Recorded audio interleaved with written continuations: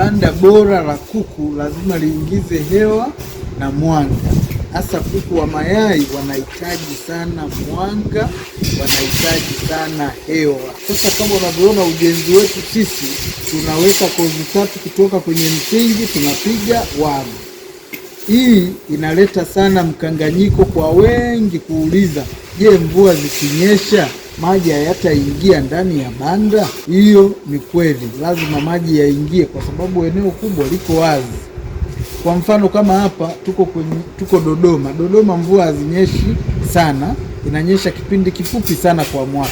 Kwa hiyo hili banda ni bora. Lakini wewe ulioko Mbeya, ulioko Arusha au mikoa ile mvua inaonyesha sana, huwezi kusema utaweka matofali uzibe kwamba utapata tija. Tija itapungua, kuku hawatataga.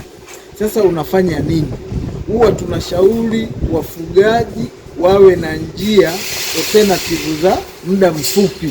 Kwa mfano mvua inanyesha, unaweza ukaweka kama yale maturubai kama pazia, ambapo unakuwa una uwezo wa kupandisha lile pazia na kushusha.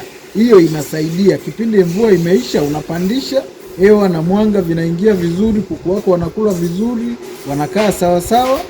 Lakini mvua ikinyesha, unashusha yale maturubai, hapo unakuwa umefanya vizuri na kuku wako wa mayai watataga sana. Lakini ukisema ujenge matofali mwanzo mwisho, ina maana ule mradi mzima unakuwa umeuvuruga na kuku wako hawatafanya vizuri.